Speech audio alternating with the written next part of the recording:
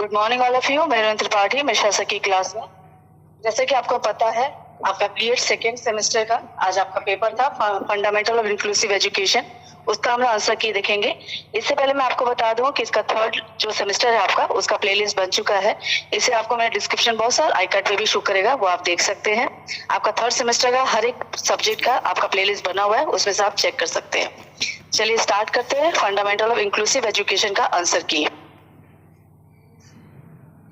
पहला क्वेश्चन है आपका, मंदबुद्धि बालकों की पहचान कैसे की जा सकती है? तो फर्स्ट का आंसर है डी, उपरोक्त सभी के द्वारा। क्वेश्चन नंबर 2 है आपका, मानसिक मंदता हेतु कौन सा कारण उत्तरदायी होता है? इसका आंसर है डी, उपरोक्त सभी। क्वेश्चन नंबर 3 है आपका, मानसिक रूप से अस्वस्थ बालक का क्या लक्षण होता है? तो इसका आंसर है डी, उपरोक्त सभी। क्वेश्चन नंबर 4 है आपका, दृष्टिबाधित बालक ज्ञान प्राप्त करते हैं? तो इसका आंसर है सी, उपरोक्त दोनों के द्वारा। क्वेश्चन नंबर 5 है आपका, ब्रेल लिपि का विकास किसने किया? इसका आंसर है डी, लुईस ने। क्वेश्चन नंबर 6 है आपका, दृष्टिबाधित की शिक्षा का प्रावधान है? इसका आंसर है सी, समन्वित। क्वेश्चन नंबर 7 है आपका, दृष्टिबाधिता के लिए राष्ट्रीय संस्थान स्थित है? तो 7 का आंसर है आपका सी, यानी आपका देहरादून में। क्वेश्चन नंबर 8 है आपका, शिक्षा को मूल अधिकार किस सन में घोषित किया गया? तो इसका आंसर है बी, 2002 में। क्वेश्चन नंबर 9 है आपका, ऐसे बाधित बालक जिनकी शिक्षा सामान्य स्कूलों से समय संभव है, उनकी शिक्षा केवल सामान्य स्कूलों में होनी चाहिए। ये सुझाव सर्वप्रथम किस राष्ट्रीय नीति ने दी थी? इसका आंसर है सी, राष्ट्रीय शिक्षा नीति 1986 में। 9th का आंसर है सी। क्वेश्चन नंबर 10 है आपका, शिक्षा के अधिकार अधिनियम 2009 में कितनी उम्र के विकलांगों बालकों हेतु अनिवार्य एवं निःशुल्क शिक्षा की बात कही गई? तो 10th का आंसर है सी, यानी 6 to 18 वर्ष। क्वेश्चन नंबर 11 है आपका, किस दृष्टि शिक्षा वाले बालक कानूनी तौर पर अंधा माना जाता है? तो 11th का आंसर है सी, 20/200। क्वेश्चन नंबर 12 आपका, विशिष्ट शिक्षा का संबंध है? तो 12 का आंसर है आपका बी, यानी आपका विशिष्ट बालकों की शिक्षा से है। क्वेश्चन नंबर 13 है आपका, विटामिन ए की कमी से कौन विकार उत्पन्न हो सकता है?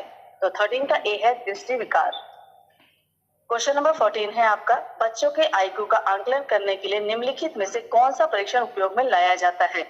तो क्वेश्चन नंबर 14 का आंसर है सी, यानी एक मानक बुद्धि परीक्षण द्वारा। क्वेश्चन नंबर 15 है आपका, कितने आयु तक के बालक को कानूनी रूप से बाल अपराधी माना जाता है? तो 15 का आंसर है सी, यानी 16 से कम उम्र के बालक को। क्वेश्चन नंबर 16 है आपका, दृष्टिहीनता का लक्षण क्या नहीं है? तो इसका आंसर है ए, आंखों में कभी कभी पानी का गिरना। क्वेश्चन नंबर 17 है आपका, प्रतिभाशाली बालक, मंदबुद्धि बालक एवं सृजनात्मक बालक विशिष्ट बालकों के किस वर्ग के अंतर्गत आता है? तो 17 का आंसर है ए, यानी आपका मानसिक रूप से विशिष्ट बालक। क्वेश्चन नंबर 18 है, वह परिभाषा किसने दी?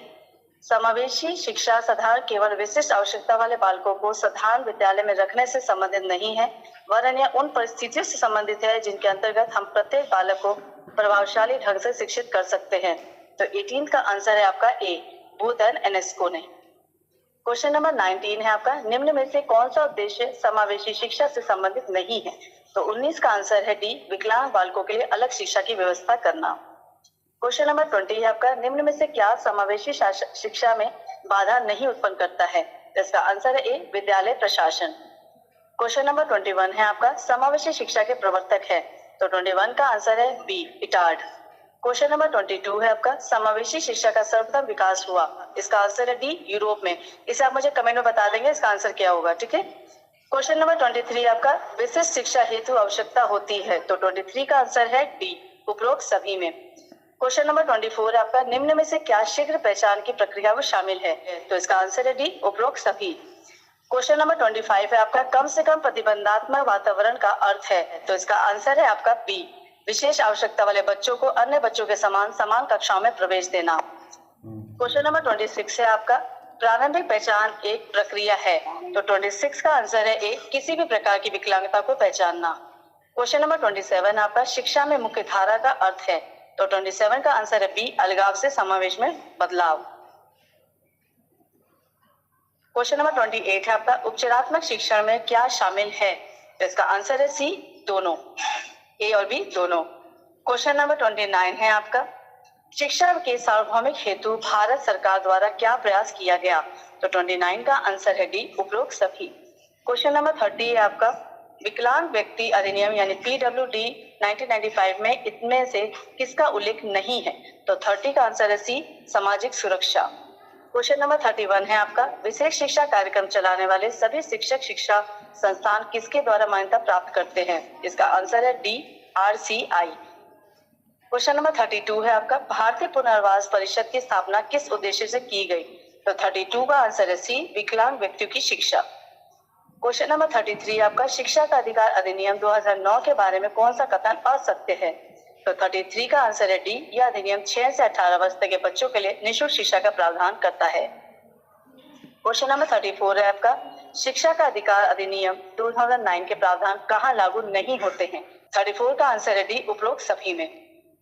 क्वेश्चन नंबर 35 है आपका, 6 से 14 वर्ष तक के बच्चों को मुफ्त एवं अनिवार्य शिक्षा प्रदान करने का दायित्व है। तो 35 का आंसर है डी, केंद्र और राज्य सरकार दोनों का। क्वेश्चन नंबर 36 है आपका, मानसिक मंदित बालकों की पहचान का आधार है। तो 36 का आंसर है सी, ए और बी दोनों। क्वेश्चन नंबर 37 आपका, सामान्य बालकों की बुद्धि लब्धि कितनी होती है? इसका आंसर है सी, 90 से 110 के मध्य। क्वेश्चन नंबर 38 है आपका, मानसिक मत्ता का मुख्य कारण होता है। इसका आंसर है सी, वंशानुक्रम और वातावरण दोनों। क्वेश्चन नंबर 39 है आपका, प्रशिक्षण योग्य मंदित बालक की बुद्धि लब्धि कितनी होती है? 39 का आंसर है डी, 70 से 90 के मध्य।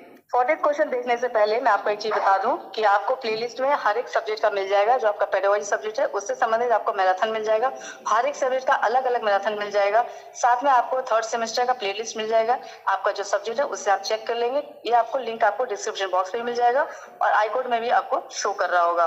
आज के वीडियो का लास्ट क्वेश्चन है जो आपके 40 है उसको देख लेते हैं। लास्ट क्वेश्चन है आपका 40, शिक्षा पाने योग्य मंदित बालकों की बुद्धि लब्धि कितनी होती है? तो इसका आंसर है डी, 70 से 90 के मध्य। ये तो था आपका 1 से लेकर 40 तक क्वेश्चन। इसे आप लोग देख लेंगे और मुझे कमेंट करके बताएंगे आपके कितने सही हुए। अगर मेरा प्रयास अच्छा लगे तो इसे लाइक कीजिए, शेयर कीजिए, कमेंट जरूर कीजिए, सब्सक्राइब करना बिल्कुल ना भूलें। तब तक के लिए धन्यवाद।